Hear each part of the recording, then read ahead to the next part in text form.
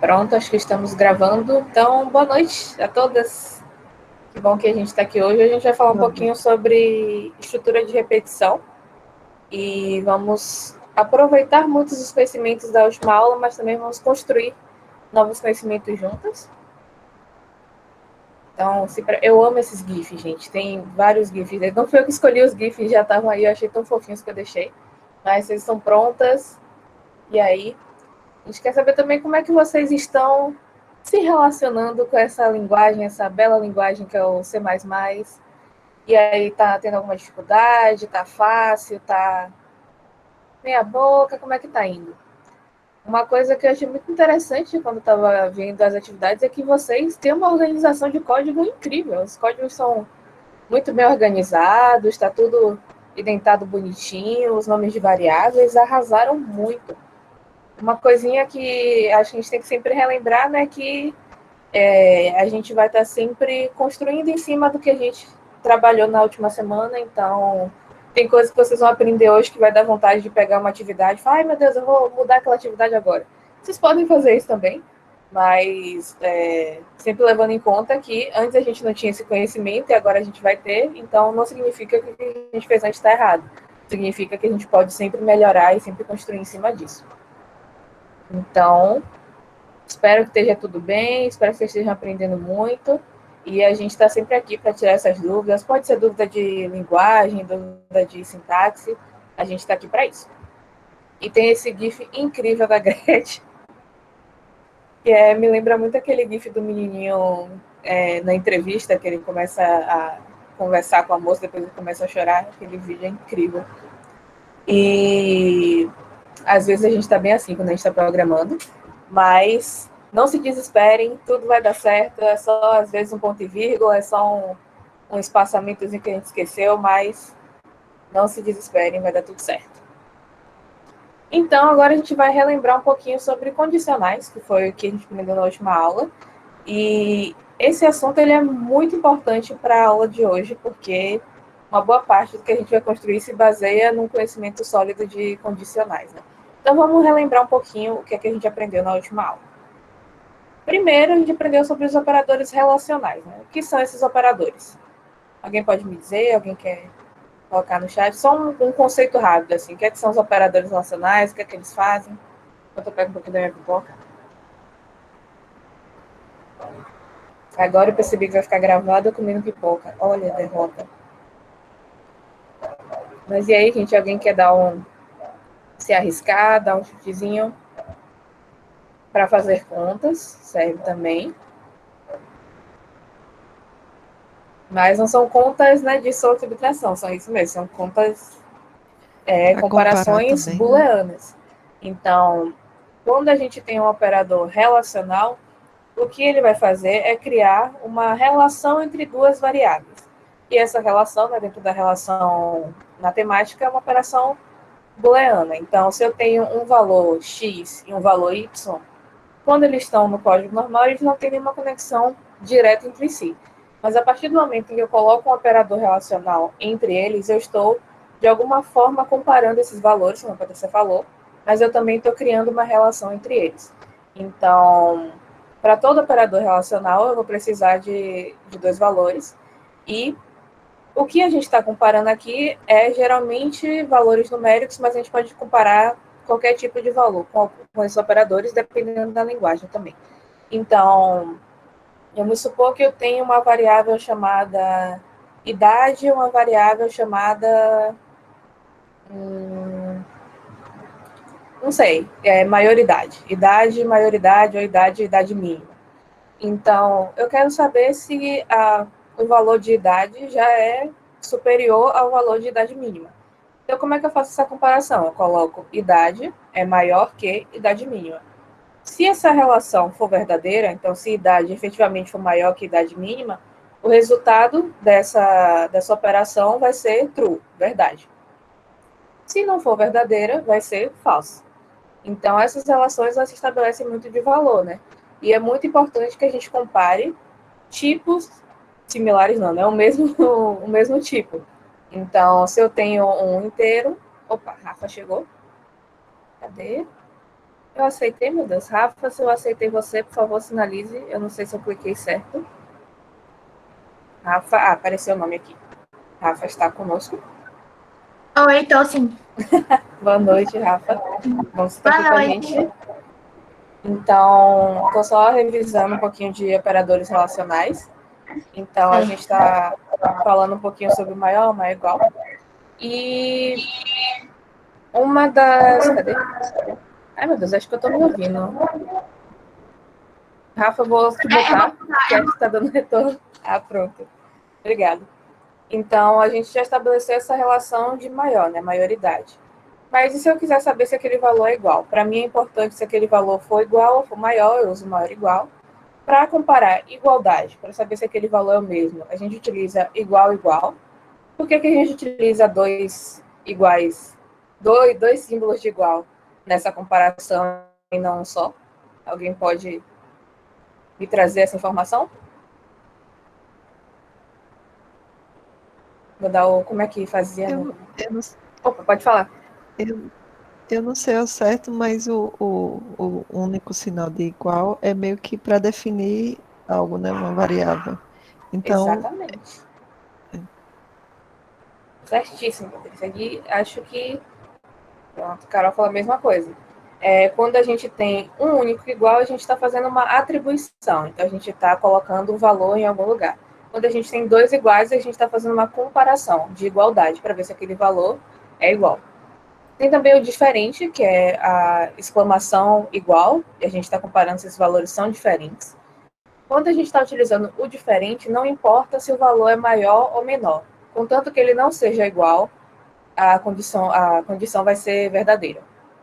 O menor igual funciona de maneira oposta, né, ao maior igual, e o menor também de maneira oposta ao maior.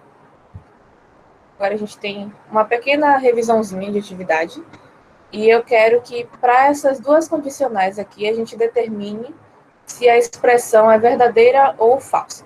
Então eu tenho o ano atual com o valor 2020, que está sendo sofrido, e eu tenho a primeira condição. Ano atual é maior que 2020? Coloquem aí no chat, pode falar. não. Não é maior que 2020. Não Então, é essa falso. condição vai ser falsa. Muito bem, Amanda. Muito bem, Patrícia também. Muito bem. Ai, gente, muita mensagem, mas vocês estão ótimas. E ano atual é diferente de 2019. Essa condição ela é verdadeira ou falsa? É verdadeira. Vai ser verdadeira. Show. Verdadeira.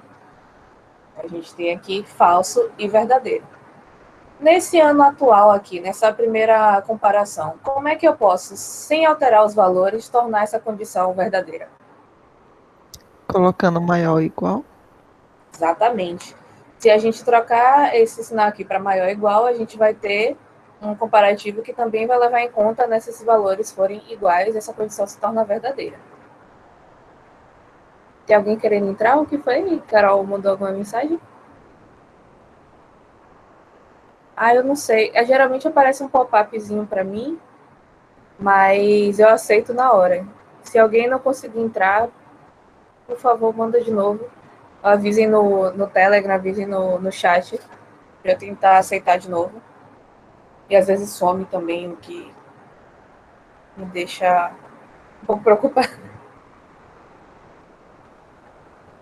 Pronto. E agora a gente tem os operadores lógicos, né? Esses operadores lógicos, eles também criam uma relação, só que entre condicionais. Então, se eu tiver mais de uma condição que precisa ser validada para poder entrar em um if, para poder estabelecer um booleano, né? Dependendo de valores variáveis.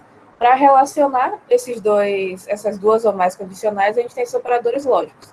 Então, o que os operadores lógicos fazem? Né? O i, ele define que é obrigatório que tudo seja verdadeiro para que a condicional seja considerada verdadeira.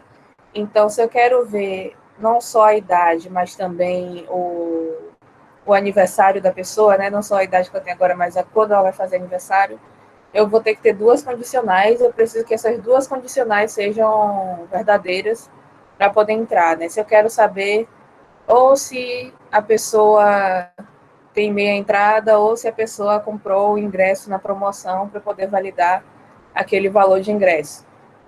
só uma dessas condições precisa ser verdadeira. Então, eu utilizo o ou. E o não, ele é um conceito que eu acho um pouquinho chatinho, um pouquinho complicado, mas o não, ele é a inversão de uma condição para que ela seja verdadeira. Então, se eu estou comparando, por exemplo, o mesmo exemplo que a gente deu de idade mínima, né? Se eu faço uma comparação, idade menor que idade mínima, e eu quero saber se a pessoa já tem a idade mínima para poder entrar no sistema, alguma coisa assim, se eu coloco a condicional, idade é menor do que a idade mínima, eu vou ter algo que não funciona tão bem, né? Porque eu quero saber se a pessoa já tem idade ou já passou daquela idade. Então, o que eu posso fazer é adicionar um não, e ele vai inverter o valor que ia ser gerado a partir dessa condicional. Então, se o valor gerado era falso, a partir do momento que eu coloquei uma exclamação na frente, aquele valor vai ser verdadeiro, independente da condição, independente da estrutura que a gente tiver. Deu para entender, pessoal? Eu vou sempre parando para vocês tirarem dúvida também, se eu estiver falando muito rápido, muito devagar. Oi, pode falar. Essa parte do não entendi muito bem, não. Tudo bem, deixa eu voltar aqui. Por exemplo, aqui a gente tem essa condicional, ano atual diferente de 2019, né? Essa condicional aqui, ela é verdadeira, então ela retorna true. Se eu adicionasse uma exclamação aqui, um not, né, o símbolo do não, o valor retornado aqui ia ser falso. Porque o que eu estou dizendo é, se essa condição não for verdadeira, ou seja, se o valor que ela for retornado for falso, me retorne true.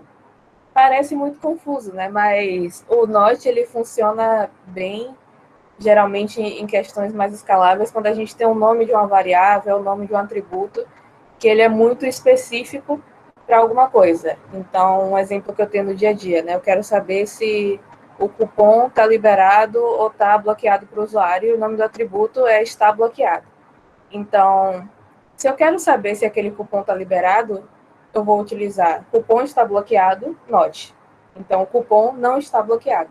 E aí ele vai me retornar verdadeiro, porque eu quero aquela informação daquela maneira específica. Eu preciso que seja verdadeiro se o está bloqueado é falso. Não sei se melhorou a explicação. Então, ele Continuou nega a confuso. negação. Ele nega o valor, basicamente. Então, Primeiro ele nega e depois você coloca algo para ser falso. sim, Eu ele acho que é faz. só praticando mesmo. Praticando a gente vê também, e o Notch, ele não é, sinceramente, assim, do tanto que eu já trabalhei com programação, ele não é tão comumente utilizado, ele não é tão necessário, porque geralmente a gente estrutura a condicional para trazer o que a gente quer. Mas ele é um recurso a mais que permite com que a gente tenha essa operação de poder inverter um valor. Então, aqui a gente tem um outro exemplo, né? Então, eu tenho a variável int num igual a 5, e eu tenho dois valores aqui. Dois valores, no caso, booleanos, a partir de uma expressão. Se 5 for maior que 4, perceba 5, não num. Se 5 for maior que 4 e 6 igual a num, faça alguma coisa. Essa condição aqui é verdadeira? Eu entraria nesse bloco de código se eu estivesse escrevendo isso, executando esse código normalmente? E aí, gente?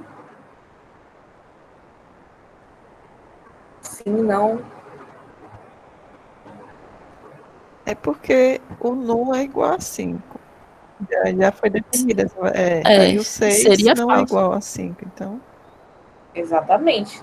Então, se eu tenho uma dessas condições que não é verdadeira, opa, agora apareceu aqui o pop-up. Aceitei, acho que eu consegui aceitar a Dara. Eu consegui, não está aparecendo o nome aqui. Dara, se eu conseguir aceitar você, por favor, manda no chat pra gente dar uma olhada, que eu não estou conseguindo ver se aceitei o nome aqui. Mas está dizendo que apareceu. Apareceu aqui, verdade. Então, é exatamente isso que vocês falaram, né? Se uma dessas condições ela é falsa, tudo se torna falso porque a gente está usando o i. E para o i é obrigatório que as duas sejam verdadeiras. Então, a resposta é falsa. E aqui eu fiz uma alteração. Se eu colocar o valor de num aqui, isso muda em alguma coisa?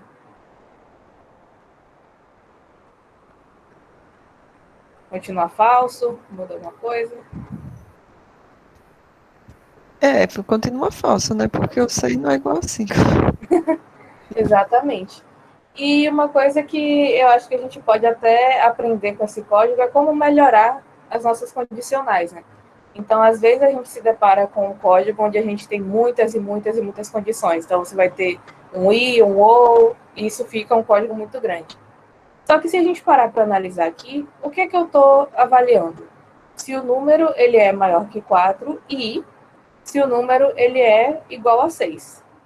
E 6 é sempre, independente do lugar que a gente esteja, maior que 4, né? Então, eu não preciso verificar se o número é maior que 4, porque se ele for igual a 6, ele obrigatoriamente vai ser maior que 4. Então, eu posso retirar essa primeira... Eu apontando para o monitor como se estivesse vendo meu monitor.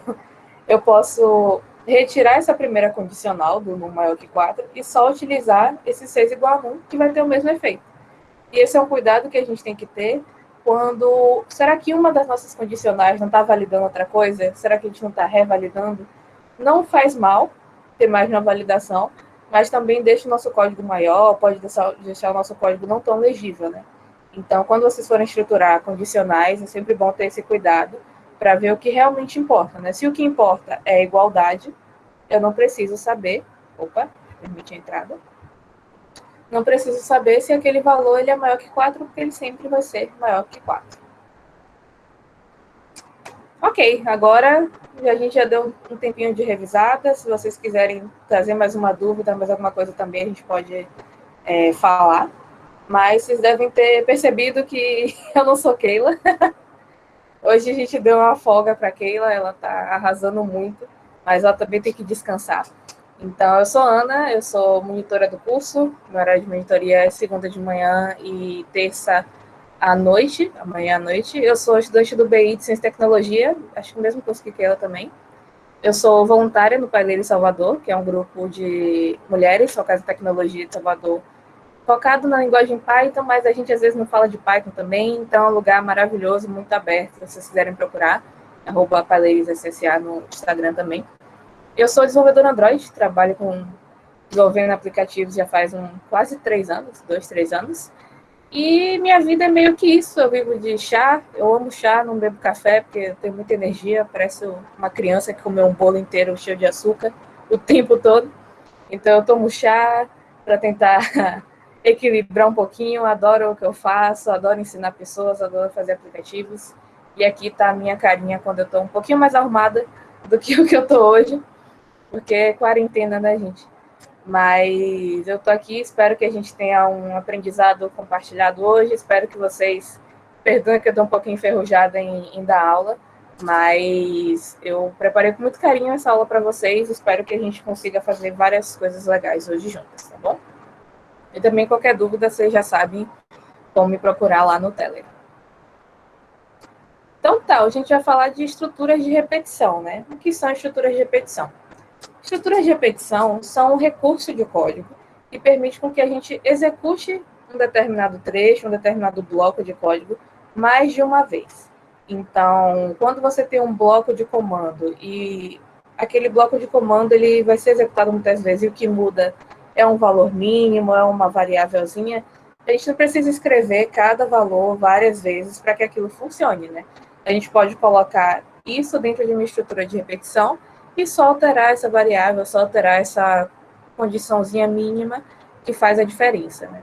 Então, sobre determinadas condições, a gente vai ter essa opção de repetir o mesmo bloco quantas vezes for necessário e a gente vai aprender as maneiras como isso funciona no C++.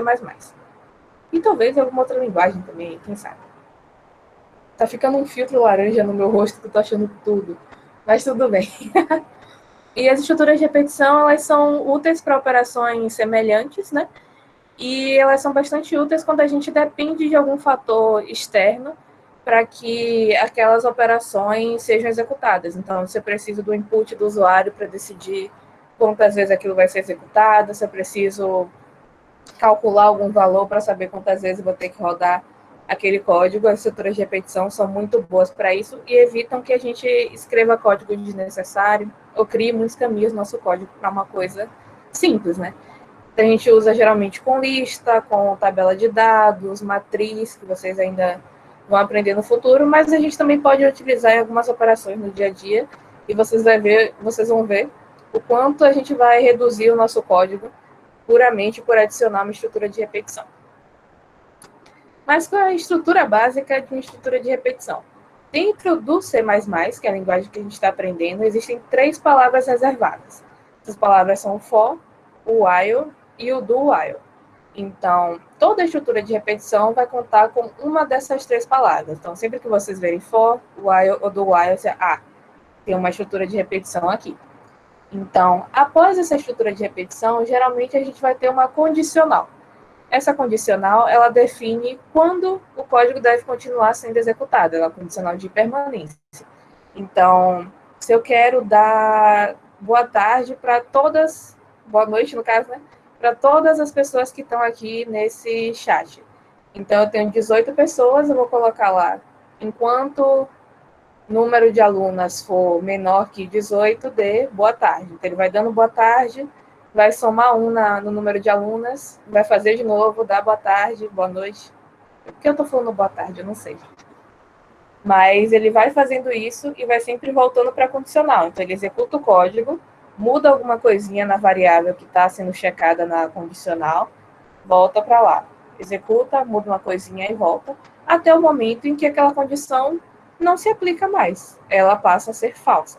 Então, quando chegar no número 18, após o meu boa tarde número 18, ele vai aumentar o número do valor para 19, e quando ele chegar na condicional, para checar se a quantidade de alunas é menor ou igual a 18, ele não vai mais passar, porque aquela condição vai ser falsa e ele não precisa mais entrar naquela estrutura de repetição, logo ele vai executar o resto do código. É importante a gente ter ciência também de que quando ele chega numa estrutura de repetição, quando o nosso código chega aqui, ele não vai executar isso aqui só uma vez, ele vai executar a quantidade de vezes necessária e aí depois ele vai para a próxima linha. Mas ele também pode não entrar aqui, se ele não entrar nessa condição, ele vai direto para a próxima linha. Então, dentro de uma estrutura de repetição, a gente tem esses três fatores, né? Uma palavra reservada, uma condição de permanência, que vai definir quando aquilo deve continuar sendo executado, e uma variável de controle, que ao final de cada execução vai ser aumentada, diminuída, ter o seu valor alterado, para que em algum momento essa condição seja falsa. Então, quando a condição for verdadeira, continua executando, muda o valor da variável, quando ela for falsa, para e segue para o próximo trecho de código. E aqui vai ser um passo a passozinho com um fluxograma que a gente pode compreender melhor, mas o passo a passo para a gente implementar é escolher a estrutura de dados, dependendo do caso que a gente tiver, definir qual vai ser a nossa variável de controle, nesse caso, o contador, e a nossa condicional, nesse caso daqui, contador menor ou igual a 10, inserir o bloco que vai ser repetido dentro dessa estrutura, então, o bloco aqui escreva testes, e incrementar a variável de controle no final de cada iteração. Iteração significa repetição. Então, contador mais mais. O que é que está acontecendo aqui? O contador ele é declarado fora da estrutura de repetição. Então, o contador já inicia com o valor 1. Quando ele chega aqui, ele vai checar, olha, contador tem um valor que é menor ou igual a 10? Tem um valor que é menor ou igual a 10. Escreva teste e some mais um para contador. Volta para cá, contador agora tem um valor 2. Olha, contador tem um valor menor ou igual a 10? Sim. Quando o contador chegar em 9, ele vai fazer essa comparação. Contador é maior ou igual a 10 e vai entrar, porque a gente tem um sinal de igualdade. E quando passar do 10, né, quando ele chegar aqui, imprimir o teste pela 10ª vez, incrementou o contador para 11, ele não vai mais entrar aqui. Ele vai chegar, contador é menor ou igual a 10? Não, é falso. Vá para o fim ou vá para a próxima linha de código. Antes da gente começar, tudo certo, tudo entendido, compreendemos a estrutura básica de estrutura de repetição. Vou esperar até ter 4 Sim. sims, assim. Já teve 3, Tudo falta tranquilo. 1. Pronto, ótimo. Qualquer dúvida também, vão me interrompendo, vão colocando no chat. Agora, a primeira estrutura que a gente vai conhecer é o while. O while, né, numa tradução para português estruturado, ele significa enquanto. Percebam que a tradução já meio que entrega, né, as coisas. Então, enquanto essa condição for verdadeira, enquanto essa expressão for verdadeira, faça isso e isso aqui. Deixa eu ver. Eu não tô. Agora eu tô vendo o slide. Pronto. Enquanto essa expressão for verdadeira, faça isso que está aqui.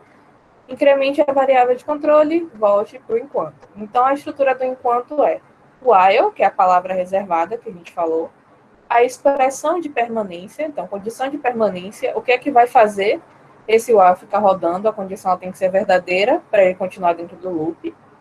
Os comandos que a gente vai usar, pode ser 1, pode ser 10, pode ser 20, e a gente vai incrementar a nossa variável de controle, que é a variável que vai estar sendo comparada na nossa expressão. E depois a gente continua o código. Aqui temos dois exemplos. Um exemplo com while e um exemplo sem while. Esse primeiro exemplo daqui, que eu estou apontando, é de contar carneirinhos. Então, vamos supor que não estou conseguindo dormir de noite, eu quero contar 5 carneirinhos.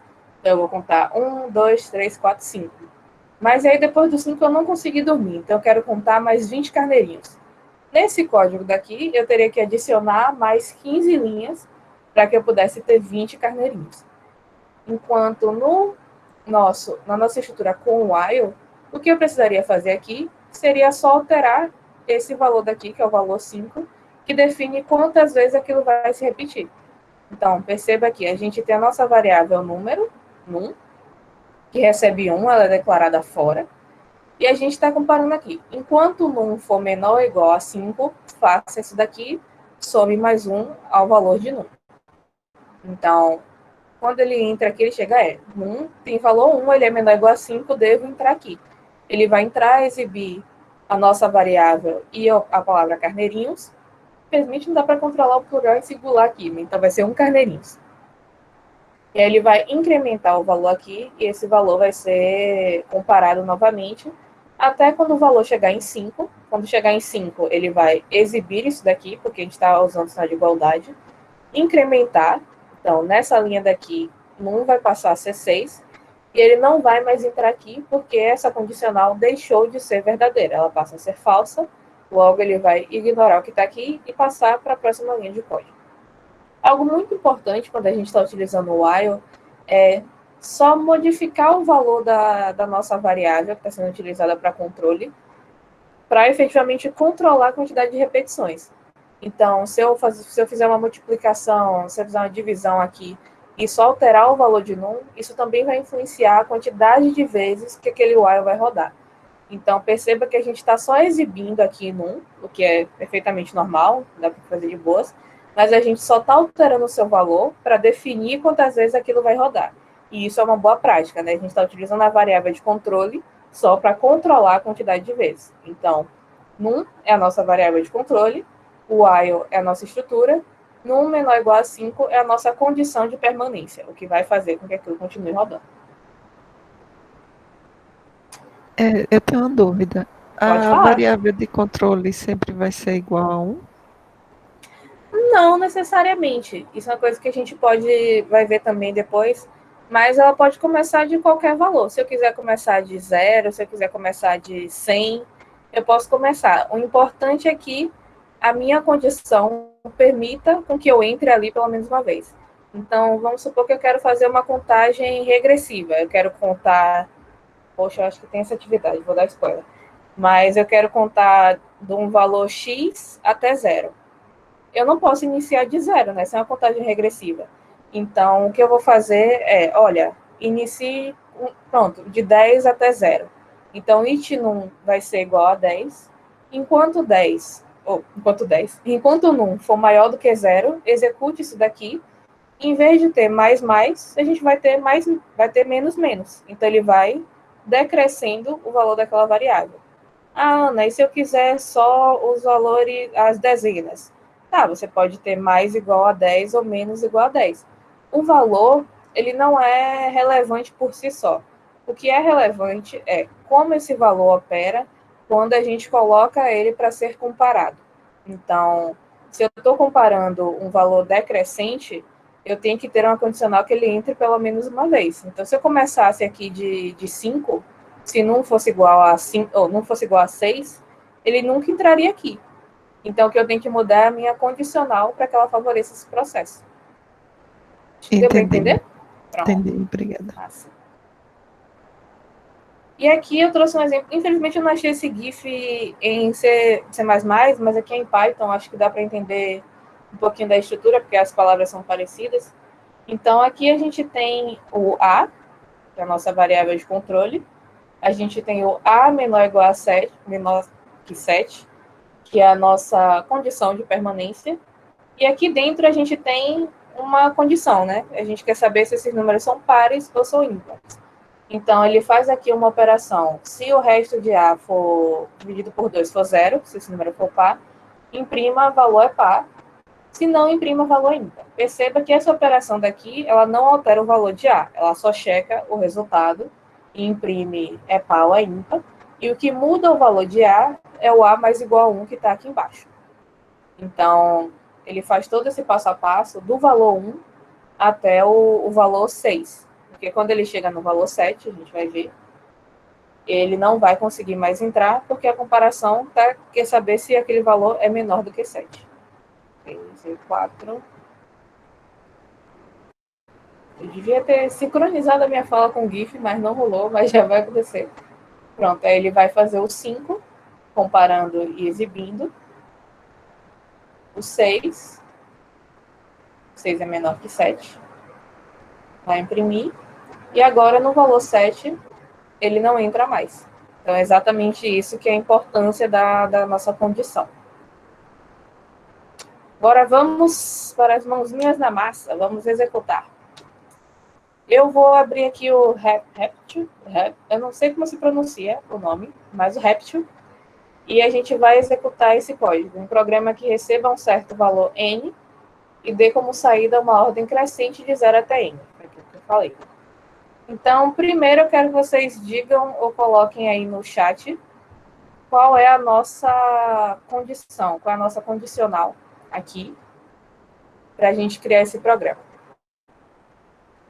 Então, a gente tem um valor n e dê como saída uma ordem crescente de 0 até n. O que é que eu tenho que saber para contar de 0 até n?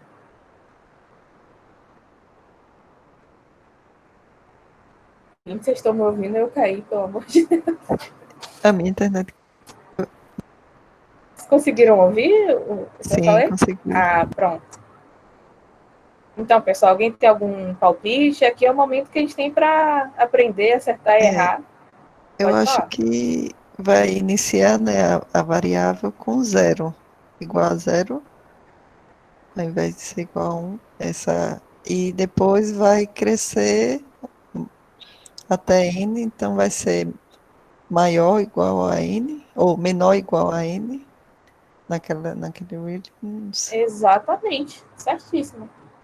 Para o nosso programa funcionar, a gente vai ter que começar a nossa variável de controle com o valor 0, e enquanto a nossa variável de controle for menor ou igual a n, a gente vai exibir e vai somar ela. Eu acho que eu fiz o modo Ana Maria Braga, já escrevi aqui, mas eu vou passar... Vocês estão conseguindo ver? Deixa eu aumentar aqui. Pronto, vamos passar linha a linha aqui. Então, eu tenho int n. Int n aqui, ele representa o valor que o usuário vai inserir. Então, qualquer valor. 1, 2, 3, 4, 1000. Conta vai ser a nossa variável de controle. Então, como a Patrícia falou, ela vai começar em 0. Então, eu vou pedir para o usuário inserir o valor, digite o valor. Esse valor vai para n. E aqui eu vou exibir. A ordem crescente de 0 até n é: enquanto conta, que é a nossa variável de controle, que é igual a 0, for menor ou igual a n, exiba o valor de conta, pule uma linha e acrescente 1 a esse valor. Então, vamos ver o que acontece. E aqui, para a gente ver depois, né, com que valor ele sai da condição, eu coloquei aqui, o valor final de conta ele vai exibir. Vamos executar aqui agora. Deu erro, tudo bem. Em algum dos meus outros códigos que eu fiz no modo Ana Maria Braga, algum comentário deu erro. Mas tudo bem também.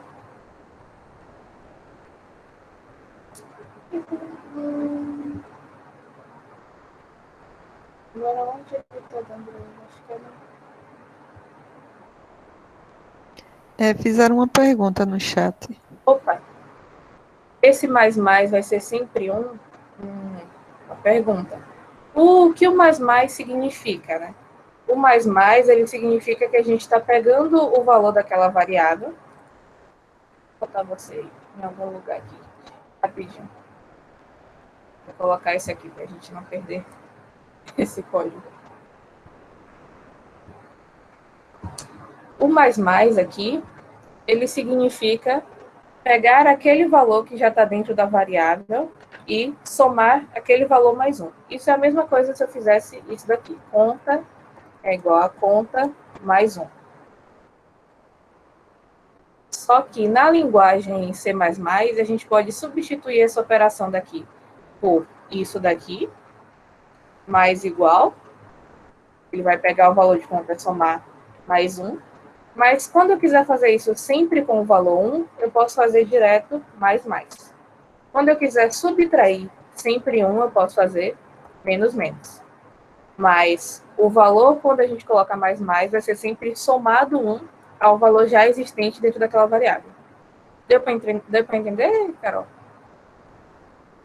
Tem, claro que tem. A gente pode colocar mais igual a 2. No mais, a gente não consegue alterar. Ele vai sempre somar 1, ou no menos subtrair 1. Se a gente quiser alterar esse valor e ainda manter essa operação de pegar o valor que está na variável e somar outro valor qualquer, a gente usa o mais igual ou menos igual para subtrair. Então, aqui eu posso colocar 20, posso colocar 13, 12, 1991, 1999. Mas o que importa, nesse caso, é o mais igual, porque ele vai estar somando o valor já existente. Mas quando a gente está utilizando mais ou menos, é sempre 1. É como se fosse um atalho da linguagem para que essa operação, que é muito feita, né? A gente geralmente altera as nossas variáveis de contagem sempre com 1. Como isso é muito feito, eles colocaram esse recurso para... mais significa mais igual a 1. Será que agora esse belo código vai rodar? Aí, digite um valor. Quero o valor 20.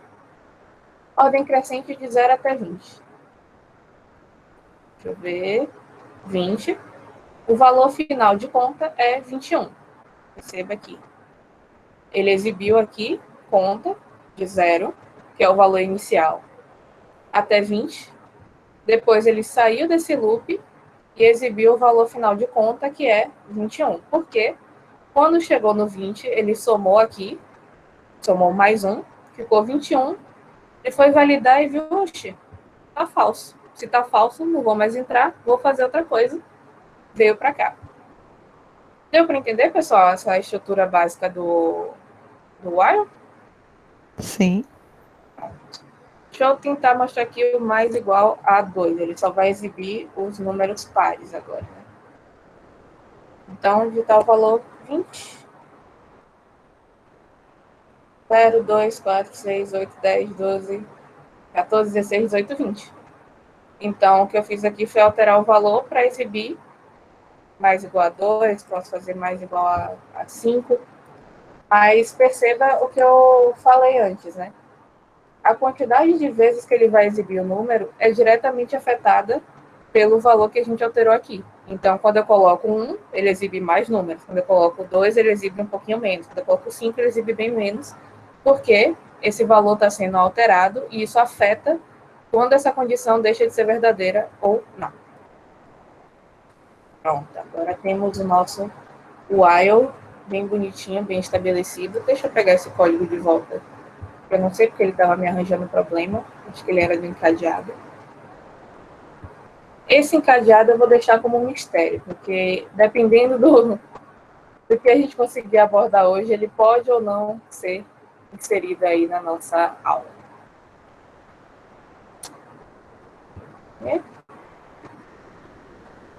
E aqui a nossa resposta, né, que foi o que a gente fez ali. While, conta mais. Pronto, compreendemos o while, temos dúvidas sobre o while. Deixa eu beber um pouquinho minha água aqui. Até o momento, não. Pronto. Agora a gente vai aprender um pouquinho do for. O for é a segunda estrutura que a gente vai aprender e ela tem uma diferença muito importante em relação ao while. No for, o for significa para, e nele o incremento não é feito dentro do bloco de código. O incremento, a condicional e o valor inicial, a declaração da variável de controle, é feita junto com a declaração da estrutura de repetição. Opa, meu mouse aqui. Então, para o valor inicial da variável de controle, no último caso, né, foi 0, dentro dessa condição de permanência, então, ser maior, igual, diferente de um determinado valor, incrementando 1, 2, 5, decrementando, multiplicando, somando, o que for, o intervalo de incremento após cada iteração, repita isso daqui. Então, essa estrutura daqui, for, valor inicial da variável, condição, incremento, faça isso daqui. Dentro da nossa estrutura aqui, do nosso código a ser repetido, a gente não vai tocar na variável de controle para mexer no valor dela.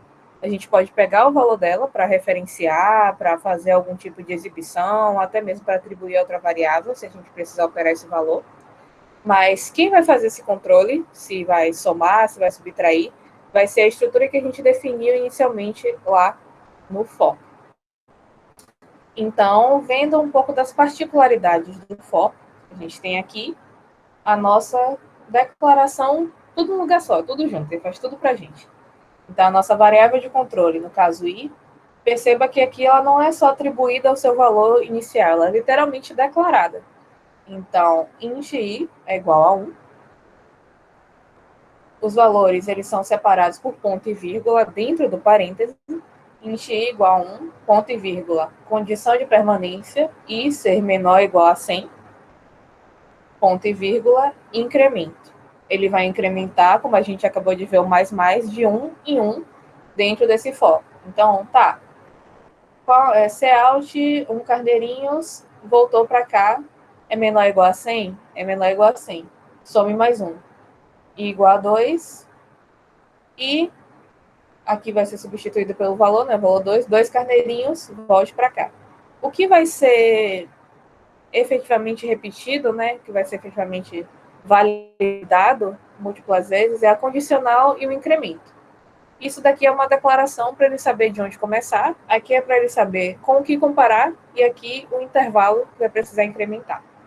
Então, olha, aqui tem até uma explicação sobre o incremento. O incremento ele pode ser de qualquer valor, ele também pode ser decrescente, ele é equivalente a adicionar i mais igual a 1, quando a gente usa mais, e qualquer outro valor, se a gente substituir 1 por outro valor no fim do bloco executado. E aqui a gente tem uma particularidade. Eu quero que vocês prestem muita atenção nesse código daqui e me digam o que é que vai acontecer. Vai rodar? Não vai rodar? Onde é que ele para? Até dar um... Será que eu consigo dar um zoom? Não consigo dar um zoom, mas dá para ver. A condição dele é i ser maior que 0, o incremento é de 1, i mais, e o valor inicial de i é 1. E aí, gente, o que é que vai acontecer aqui? Eu acho que ele não vai parar. Exatamente. A gente tem uma estrutura de repetição sem parada. Ela não vai conseguir parar em nenhum momento, só vai parar quando a memória do meu computador acabar. E isso a gente não quer que aconteça jamais. A gente quer sempre que a memória do nosso computador esteja bem plena lá, sem ser alterada pelas nossas estruturas de repetição, né? Então, quando a gente tem uma condicional desse tipo, essa condição daqui nunca se torna falsa, o programa nunca vai sair desse loop. E a gente também pode ter o efeito contrário. Quando a condição nunca é verdadeira, ele nunca vai entrar no loop.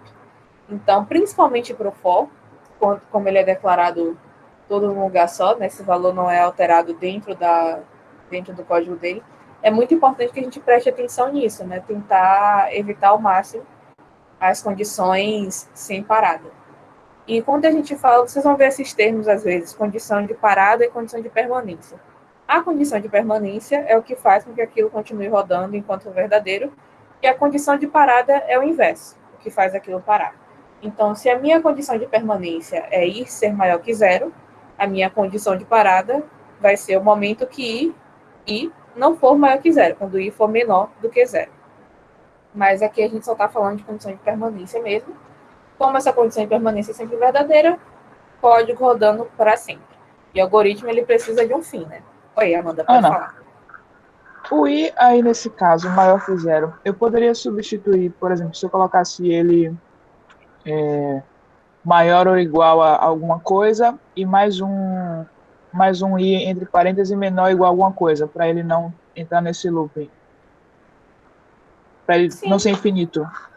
Sim, aqui, inclusive, dentro dessa condicional do for, você pode colocar a quantidade de condicionais que você quiser, né? Sempre com os operadores lógicos, e ele vai parar de avaliar a condicional quando chegar no ponto e vírgula. Então, tudo que está entre esse ponto e vírgula e esse daqui é condicional. E aqui a gente pode fazer diversas alterações para que ele funcione, né? Eu posso colocar, em vez de começar o valor de i como -1, e aqui i sempre decrescendo, inverter essa condicional, né? Enquanto i for maior do que zero, e não... Enquanto i for menor ou igual a zero, alguma coisa assim, a gente pode alterar esses valores. Mas o que importa é a gente saber que, em algum momento, o valor de i vai influenciar nessa condicional não sendo mais verdadeira. Ela vai iniciar em um estado e, após uma quantidade finita de incrementos, ela vai parar de ser verdadeira. Então, a gente pode utilizar uma condicional, 3, 4 para isso, mas o importante é sempre ter esse pensamento, né? Em algum momento, isso tem que parar. E agora vamos executar. Agora, como a gente falou, né, o for ele tem um valor definido. Então, a gente vai fazer um programa que vai imprimir na tela os valores no intervalo entre 10 e 200. Deixa eu apagar os outros aqui, já que eu percebi que ele não está deixando funcionar por causa disso daqui. Eu vou tirar ele daqui.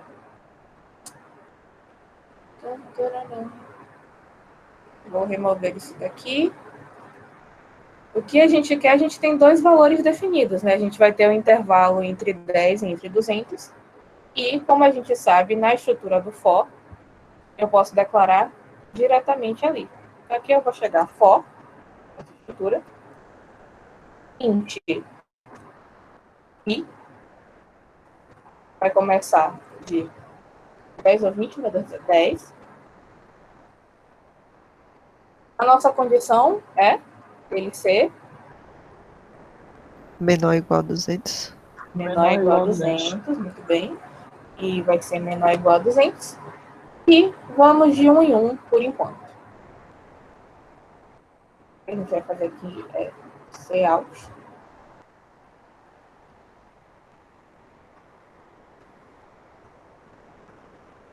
Valor de i. Aqui, exibir o valor de i. Pular a nossa linha. Deixa eu testar uma coisa aqui.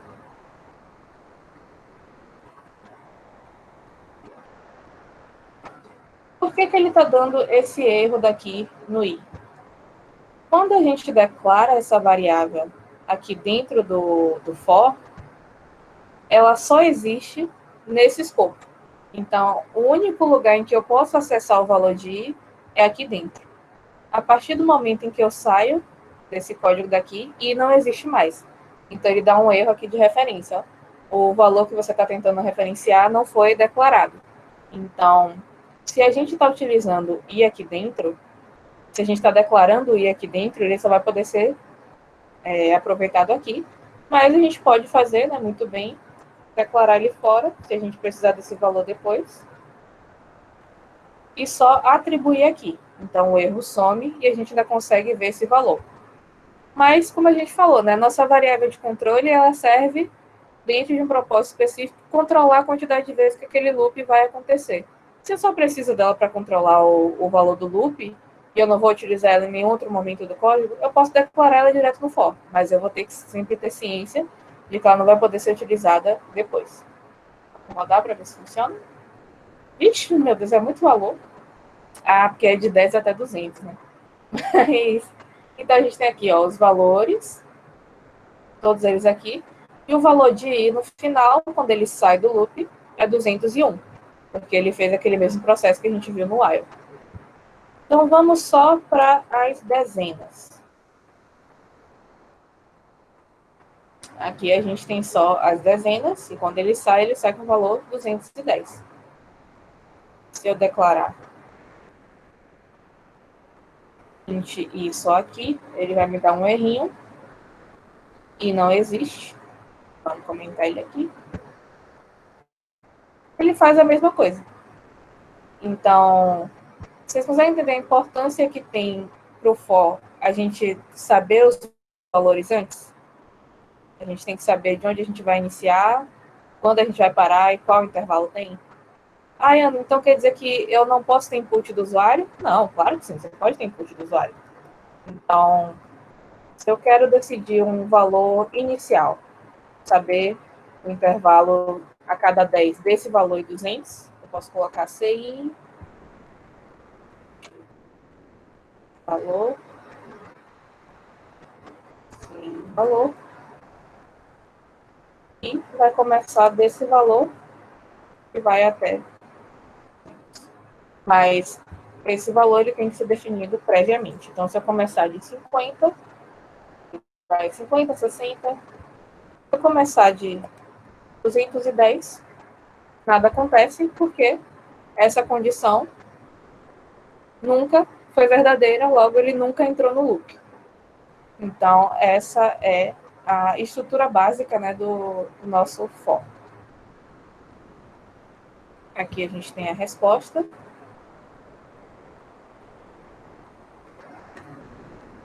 E aqui, pronto, basicamente o que a gente fez, né? Como é que eu posso imprimir só os números pares? Eu altero um intervalo. Então, um programa que irá somar, só que mais, é um programa para somar, só que mais avançado, né? Sim, essa questão, principalmente do intervalo, ele soma de uma maneira avançada, mas a estrutura de repetição, ela serve para várias coisas que a gente vai ver ainda. A gente vai ver ainda, falando ano assim, olhar o tempo. Vai dar tempo sim.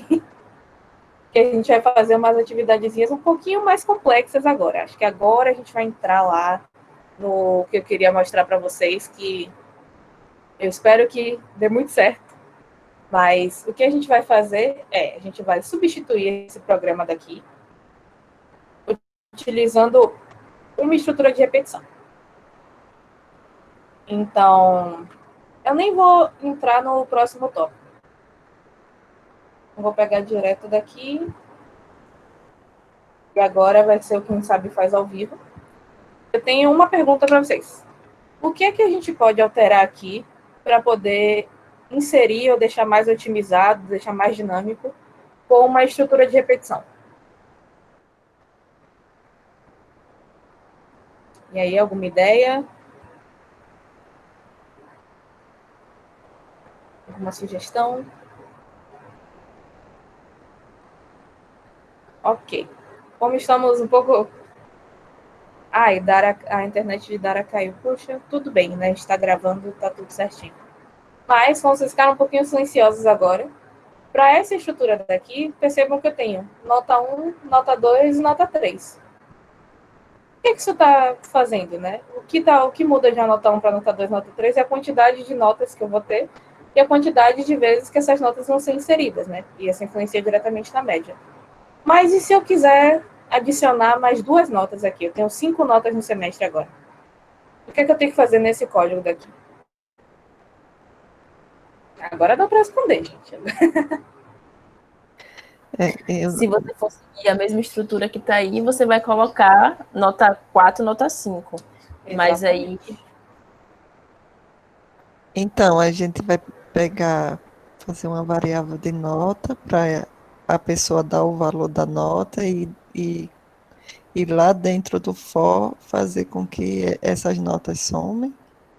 Eu não sei ao certo também, estou me perdida. vamos tentar, então. Vamos fazer o que você falou. Então, primeiro eu preciso saber quantas notas eu quero, né? Então, eu vou botar aqui QTD notas. Quantidade de notas. E aí eu vou pedir para o usuário me fornecer a quantidade de notas. Como a gente é educadinho, a gente sabe que o usuário às vezes fica perdido. Vamos colocar aqui insira quantidade de notas. Dá um espacinho. Um ponto e vírgula para ficar do ladinho.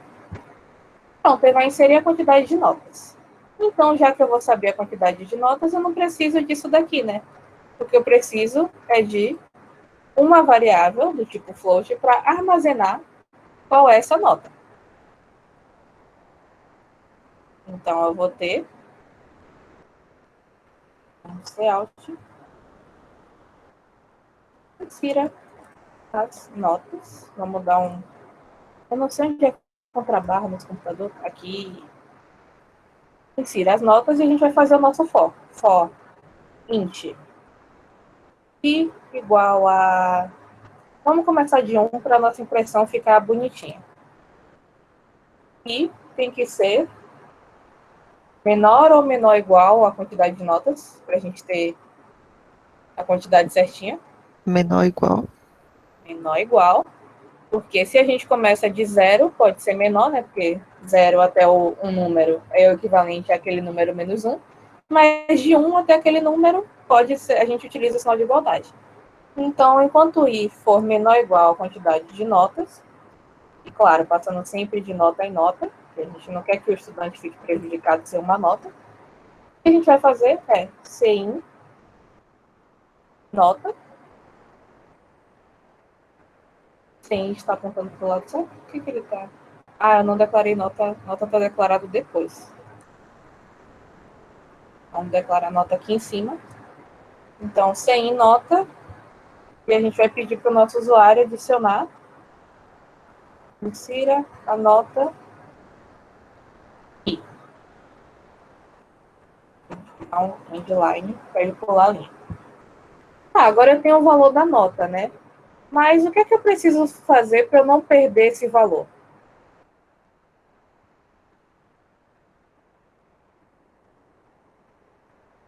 Toda vez que ele passar no loop aqui, ele vai atribuir a nota, né? Como é que eu não perco esse valor de nota? Pessoal, vocês estão me ouvindo? Estou.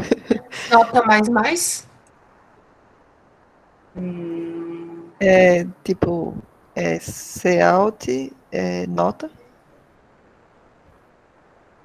Bom, vamos refletir, né? Eu tenho aqui, toda vez que eu insiro uma nota aqui, ela se perde porque ela é sobrescrita. O que eu preciso fazer é, de alguma maneira, quando ele passar por aqui, eu ter a segurança de que esse valor está em outro lugar. Então, o que eu posso fazer é utilizar uma variável para armazenar esses valores. Alguém falou com o mais e é quase isso. Então, eu vou pegar minha variável média e eu vou colocar mais igual a nota. Olha aqui, média iniciando com 0. O que é que ele vai fazer aqui? Então, olha, insira a nota. Eu inseri a nota 10. Quando chegar aqui, o valor de média da primeira iteração vai ser 10. Ele passou de novo aqui. Insira a nota. Eu inseri 5. O valor em nota vai passar a ser 5. Mas o valor em média vai passar a ser 10 mais 5, que é o valor em nota. Então, ele vai fazer isso aqui até acabar a quantidade de notas, certo? Depois, quando ele sair daqui, eu vou ter a soma das notas na minha variável média. Só que média não é a soma das notas, né? Queria, eu como estudante, que a média fosse a soma das notas. O que é uma média? Vou até apagar aqui, tá? Tá com spoiler aqui embaixo. Como é que eu calculo a média agora? Vai ser a soma da quantidade de notas dividido pela quantidade, né? Exatamente. Então, a minha média vai ser igual à média, né, que é o valor que eu tenho nela agora, dividido pela nossa quantidade de notas. E aí, aqui no nosso CALC, a gente vai ter o valor da média. Vamos testar para ver se eu não estou falando besteira. Gente, o que tá? Não tá diminuindo. Ah, dá para ver no cantinho. Insira a quantidade de notas, vamos colocar 3 notas. Insira as notas, insira a nota 1. Nota 1 foi a nota 10. Nota 2 foi 8,9. E a nota 3 foi 7,5. Média 8,8. Eu não sou boa de matemática de cabeça, então eu vou abrir aqui no celular a minha calculadora para ver se está certinha essa média. Então, 10 mais 8,9 mais 7,5. Estou usando um algoritmo para corrigir um algoritmo, de certa forma, mas é o que a gente tem. Então, a média aqui, mostrar para ver que estou falando a verdade, 8,8. A nossa média está correta. Então, o que é que a gente fez aqui? A gente usou uma estrutura de repetição para que a gente não dependesse de valores fixos. Então, o nosso programa agora, ele é maleável à vontade do usuário. A média sempre vai estar correta, porque eu vou estar sempre pegando a quantidade de notas, e eu vou estar sempre inserindo essa quantidade. Então, eu vou ter sempre a soma delas e sempre o valor para dividir, independente do valor que o usuário queira inserir. Então, com uma estrutura de repetição, a gente já conseguiu reduzir a nossa quantidade de variáveis, reduzir os inputs que o usuário tem que fazer as atribuições, desculpa, que a gente vai fazer no nosso código. E a gente também conseguiu reaproveitar nossas variáveis e adequar o nosso programa à vontade do usuário, que é algo que a gente faz muito como desenvolvedor, é adequar o nosso programa à vontade do usuário. Então, isso aqui, a gente já reduziu esse código daqui. E aí, eu não sei quem foi que fez esse desafio específico, mas alguém colocou uma coisa que eu vi como um desafio aqui. E aí eu acho que a gente pode entrar em uma coisinha que é um pouquinho mais avançada, ou não. Eu vou tentar explicar.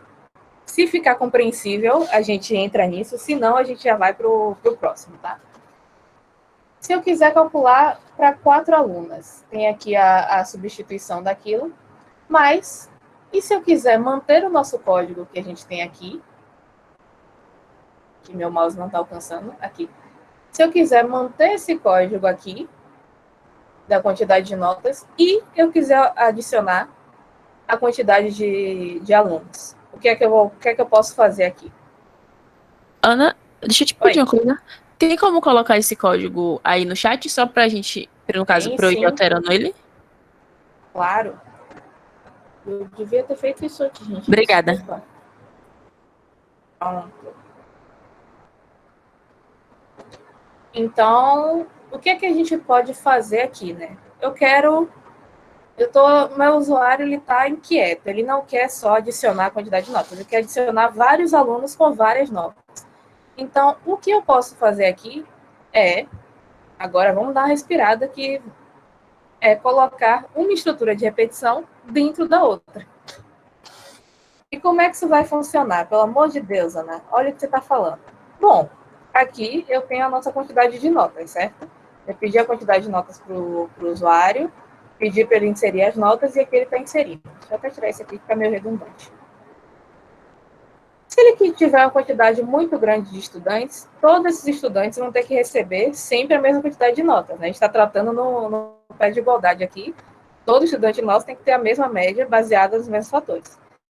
Então, o que eu posso fazer é pedir para o nosso usuário: oi, tudo bom? Insira a quantidade de estudantes. E aqui, na nossa quantidade nossa, a gente vai colocar uma quantidade de estudantes. Dentro do nosso CIN, vai chegar a quantidade de estudantes. E agora a gente vai ter um outro for. Int x. Os nomes eles têm que ser diferentes, porque a gente vai ter duas variáveis de controle. X, que vai começar de 1. x vai ser menor ou igual à quantidade de estudantes, x mais. Nosso outro for vai ficar aqui dentro. E o que a gente vai pedir para o nosso usuário? Insira as notas da estudante, porque aqui vamos tratar tudo no feminino, da estudante X.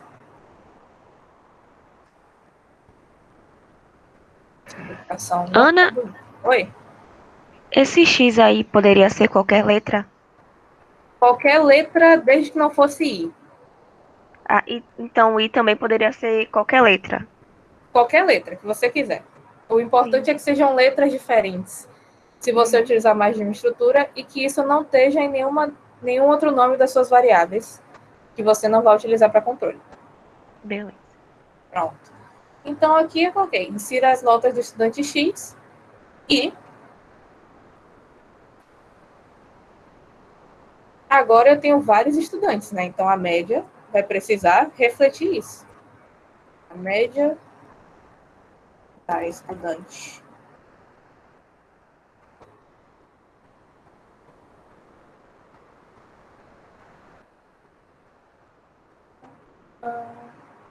Da estudante X.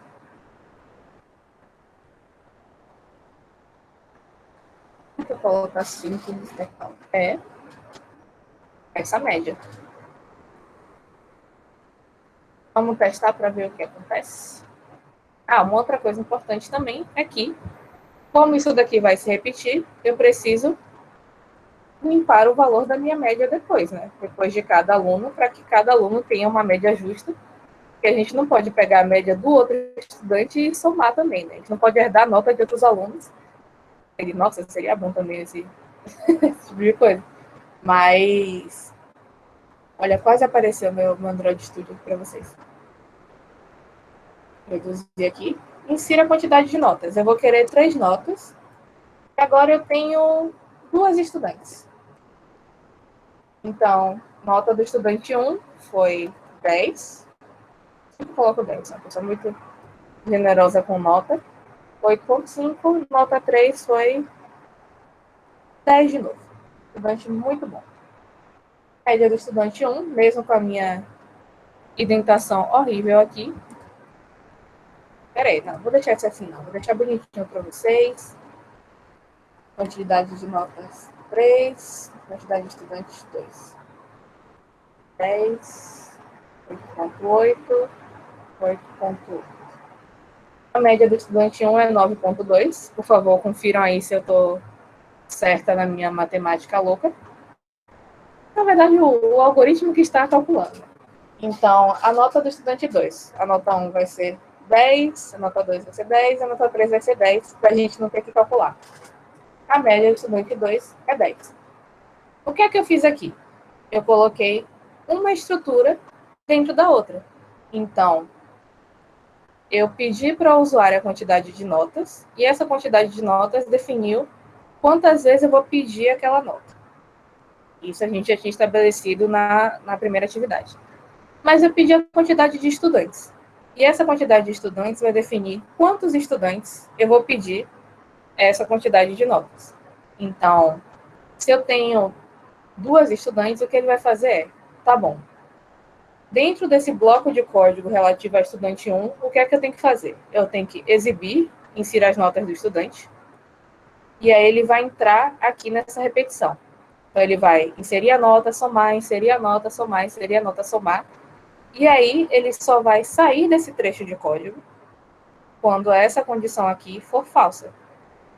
Perceba aqui, eu não consigo mais acessar o valor de I aqui, porque I, como a gente tinha visto antes, não existe fora desse escopo. Então, toda vez que esse for ele é chamado pela primeira vez novamente, I volta a ser 1. Então, aqui, ele começa de 1 e vai até a quantidade de notas. 2, 3, 4, 5, o que for, parou daqui, ele vem e começa a calcular a média. Olha, calculei a média dividido pela quantidade de notas. A média do estudante X, que é o nosso loop maior, é esse valor daqui, 1, 2 ou 3, o que for.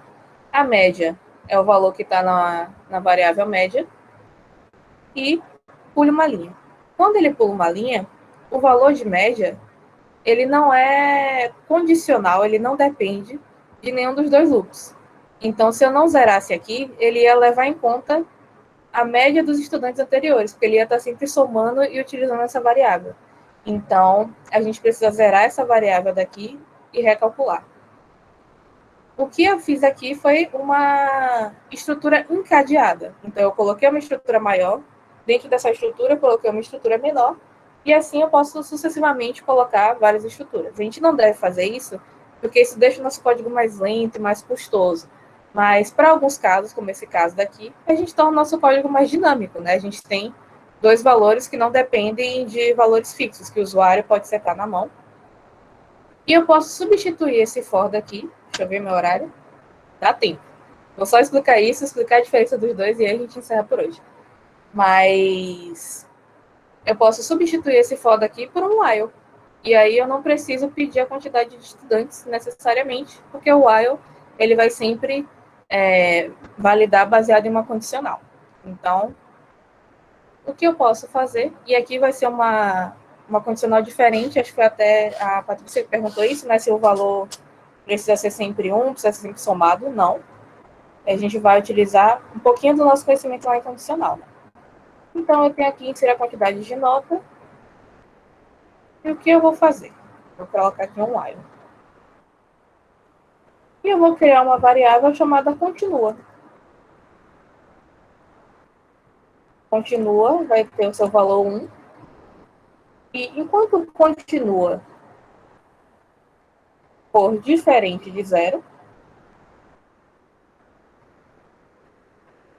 faça isso daqui.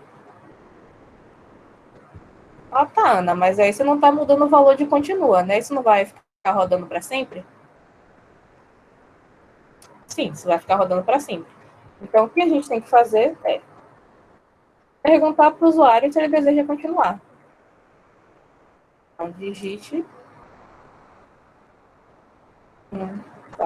digite 0 para parar e 1 para continuar.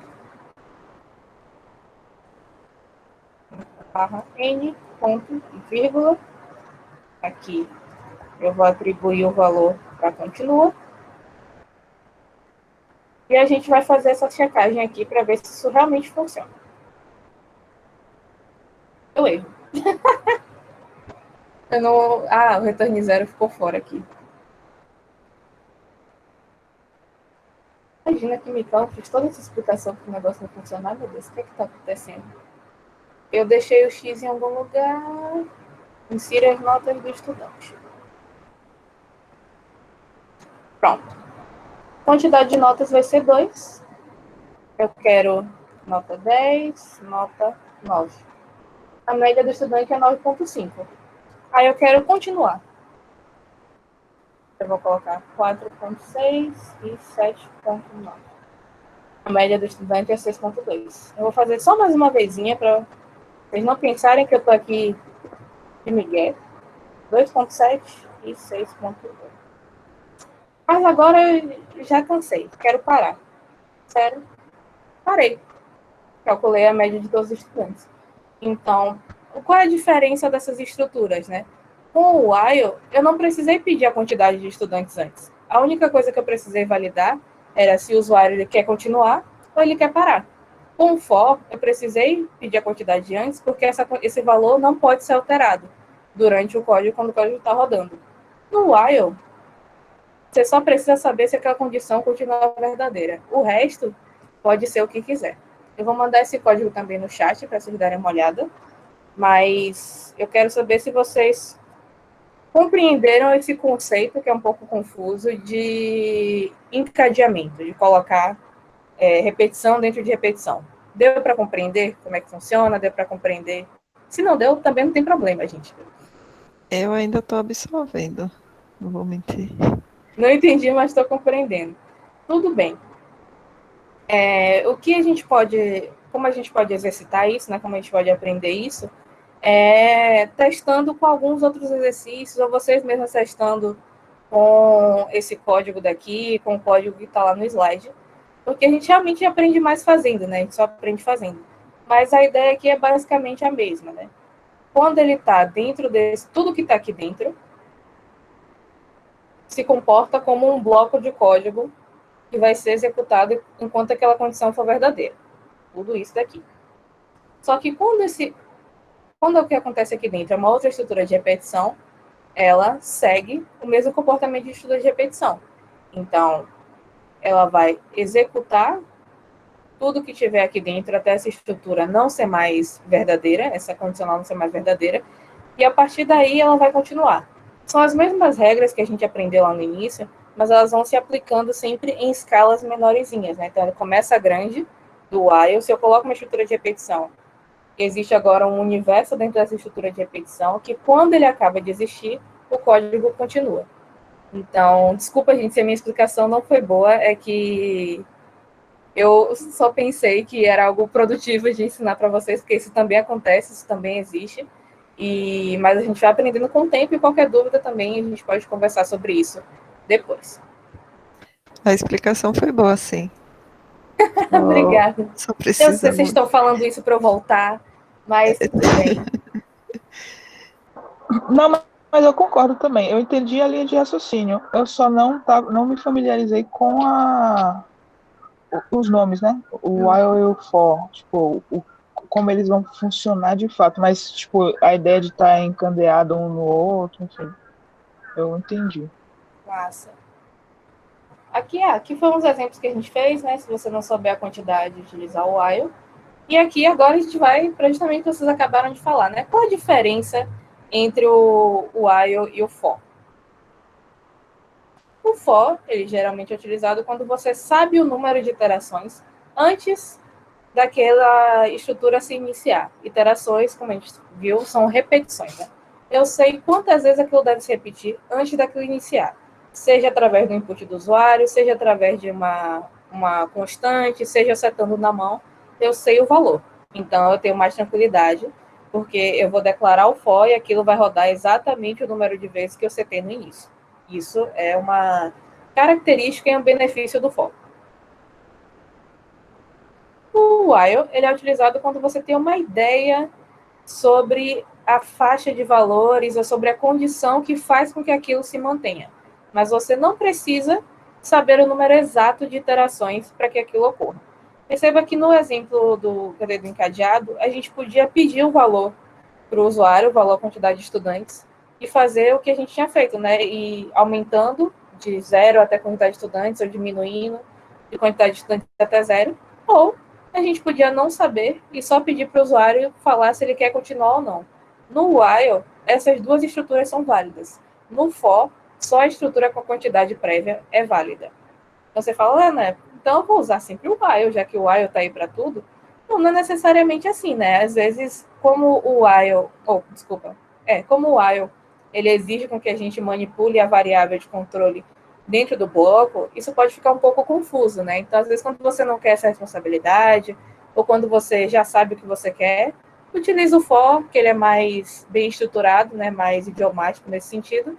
E quando você tem esses valores alternando, quando você só tem uma ideia breve da condicional, utiliza o while.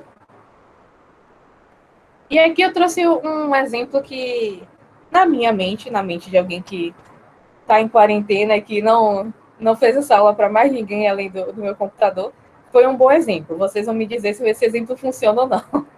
Então, o while, ele é meio que o Jenga. Todo mundo sabe o que é Jenga? É aquele joguinho da torre, que você tem vários bloquinhos empilhados, e você tem que tirar um bloquinho de cada vez, e a torre tem que se manter de pé. O que importa no Jenga, né? Para um jogo de Jenga continuar funcionando, eu preciso primeiro ter uma torre montada, ter a quantidade de peças, e depois que eu tiro cada peça, eu preciso saber se a torre ainda está de pé ou se ainda tem peças para serem retiradas, né? Se a torre cair, o jogo acaba. Se não tiver mais peças, o jogo acaba. Alguém ganhou. Então, essas condições, elas não dependem exclusivamente de um valor específico. O jogo acaba das duas maneiras. Eu posso ter 300 peças empilhadas, eu tirar uma e o jogo acabar, porque a torre caiu. Eu posso ter 20 peças e eu tirar cada uma cuidadosamente e a torre não cair, mas em algum momento esse jogo tem que acabar. Então o Jenga ele não depende muito de um fator exclusivo de número, mas a gente consegue jogar esse jogo, consegue terminar esse jogo, tendo somente essa condição de a torre continuar em pé ou não. Já o For, ele funciona mais como um quebra-cabeça, né? Quando a gente compra um quebra-cabeça, ele tem uma quantidade de peças. Um quebra-cabeça de 2.000 peças, ou quebra-cabeça de 20 peças, ou de 40 peças, ele só vai ser considerado completo quando todas as peças estiverem encaixadas uma na outra, certo? Eu não posso ter um quebra-cabeça de 200 peças que eu vou considerar completo se eu montei só 10. Ele não está completo, está faltando 190 peças ainda para eu finalizar aquilo. E o Foley funciona muito nessa perspectiva, né? Antes de eu começar a montar, eu sei que tem uma quantidade específica e eu sei que quando essa quantidade terminar, quando chegar no fim, tiver tudo montadinho, ali eu vou ter que parar. Eu não tenho nenhum fator externo que vai alterar esse valor, mesmo que eu perca uma peça, né? Vai ficar incompleto. Então, antes de começar, eu já sei a condição que determina que aquilo está completo, quantas vezes aquilo vai ser feito e de qual passo a passo eu vou fazer aquilo, né? Eu vou montar peça por peça. Então, na minha humilde visão, o While seria um Jenga da vida e o For seria um quebra-cabeça da vida. Foi uma analogia boa, gente? Vocês entenderam? Eu não sei, eu fiquei... Agora, depois eu falei em voz alta, eu fiquei, será que foi bom mesmo? Eu entendi. Ah, pronto. Amanda mandou, gostei. Obrigada, Amanda. E os outros fatores que a gente viu também, né? O while ele precisa saber se deve continuar as repetições ao fim de cada execução. Ele pode saber isso através do valor, através de uma condição, mas essa condição ela precisa continuar sendo verdadeira para que ele continue. O incremento ou decremento, a alteração da variável de controle acontece dentro do bloco de código do while. E um exemplo disso é um cadastro de produtos, uma organização que você não tem a quantidade finita, mas você vai saber a partir do momento que aquilo parar em algum momento ou que você encerrar o programa, algo do tipo. E o for, como a gente viu, ele precisa do valor exato de iterações antes de começar. Ele faz o incremento, a condicional e a definição, elas são definidas no mesmo local, e isso, uma vez que o programa é executado, isso não pode ser alterado. E caso a gente use o for dentro da sua declaração, né, caso a gente declare a nossa variável de controle dentro do for, ela só vai existir, só vai ser referenciada ali dentro. No while, a gente declara fora. Então, se eu declarar int e igual a 0 fora do while, utilizar ele para contagem no while, depois eu ainda posso operar aquele valor, posso chamar o que for. No for, se eu declaro int i igual a 0 dentro do for, eu só consigo manipular aquela variável dentro daquele bloco. Quando eu saio daquele bloco, aquela variável não existe mais. Então, Amanda falou, Jenga While dá mais liberdade para o usuário e mais emoção também. Aquela sensação de que o programa está literalmente interagindo com você. Exatamente. Principalmente no C++, né, no C, que são linguagens que a gente não trabalha tanto com interfaces bonitinhas. É muito importante a gente manter essa interação com o usuário e fazer com que o usuário sinta que ele tem controle sobre aquele programa, né, sobre aquele código. Então, eu vou deixar aqui só um teaserzinho depois, mas aqui é o comparativo de estrutura. Esses dois programas, eles fazem exatamente a mesma coisa. Então, eu declarei aqui N, pedi esse valor para o usuário e estou contando de 0 até N, o programa que a gente fez lá no início. No nosso while, conte menor ou igual a N, ele vai imprimir e ele vai somar. Passei aqui, quando eu cheguei em N mais 1, não vou mais entrar, passo para o return 0. No for, mesma coisa. Declarei N, pedi N, e aqui eu declarei conte começando de 0, conte menor ou igual a N, conte mais. Imprimir. Quando o conte for igual a N mais 1, não vai mais entrar, vai para o return 0, e aqui eu não consigo mais acessar conte. Conte só existe quando estava aqui dentro. Aqui, eu consigo acessar conte porque conte foi declarado fora, foi declarado aqui em cima, junto com a nossa variável N. Deu para entender, pessoal? Deu para entender essas diferenças? Deu para entender por que a gente usa o while, por que a gente usa o for? Eita, spoiler. Sim. Pronto. Deu sim. Deu para entender sim, Ana. Pronto, massa. Como a gente tá, olha, 58, 2 minutos no nosso horário. Nosso horário, eu vou deixar só um teaserzinho do que a gente vai, como a gente vai amarrar tudo isso, como a gente vai concluir tudo isso, que é uma outra estrutura chamada do while. O do while, ele não é uma mistura dos dois. Às vezes a gente pode acabar pensando que é, mas ele não é. O do while, ele é conhecido como o while invertido, porque ele faz eu vou só mostrar, mas na próxima aula a gente vai voltar nisso. Ele faz a validação no final. Então, ele executa o código pelo menos uma vez. Independente dele já entrar com a condição falsa, já entrar com a condição verdadeira, ele vai executar pelo menos uma vez. Amanda mandou, teve lista de chamada? Então, Amanda, Keila mandou o link lá em cima, vou mandar de novo, não sei se ela vai conseguir mandar de novo, tá bem aqui em cima. Mas vou mandar o link da lista de chamada para vocês. E, por hoje, é isso. Na próxima aula a gente vai ver um pouquinho dessa estrutura, que é a última estrutura de repetição. E muito obrigado, gente, por estarem aqui hoje. Muito obrigado por terem paciência comigo. Eu sei que nem tudo funcionou. Deixa eu passar aqui. Tem um GIF bonitinho que eu quero mostrar. Aí tem esse GIF lindinho que eu quero mostrar. A Keila quer falar uma coisa antes de todo mundo sair, então permaneça. Eu só queria agradecer a vocês, muito obrigado por me darem espaço. Tentei dar uma folga para a Keila hoje, mas vou estar aí também para tirar dúvidas amanhã, no horário de monitoria de noite. E é isso, gente. Valeu, uma boa noite. Aqui com um recado de Keila, por favor. Obrigada e boa noite. Brocou, viu, Aninha? Parabéns. Pode vir mais vezes. Gente, como é que fala? O curso tá para acabar dia 9 de dezembro. Então, falta pouco tempo aí. E acho que todo mundo percebeu que o tempo que a gente tem de aula é muito curto. Então, a gente vai ter que ter algumas aulas extras aí tanto para dar assunto, na verdade, vão ser 3 aulas. 2 vão ser para dar assunto e uma aula vai ser mais para atividade. Eu estou pensando em fazer aquela atividade do triângulo, que já está no Moodle, nessa aula, porque depois eu andei reparando que realmente aquela atividade do triângulo é bem intensa, assim. Aí eu vou passar o link do Doodle aqui para vocês agora, mas eu também vou colocar no grupo do Telegram. A ideia é todo mundo vai marcar o horário que a pessoa acha melhor. E aí na quarta-feira, não, na sexta-feira, com todo mundo marcando, eu vou e coloco o dia e a hora que vai ser. Alguém quer falar alguma coisa sobre isso?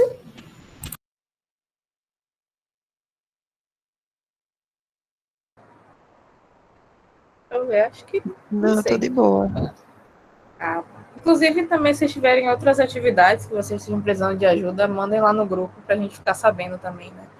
A gente está vendo só os envios, mas a gente também precisa saber, né, se vocês não enviaram por alguma dificuldade, se a explicação não está boa o suficiente.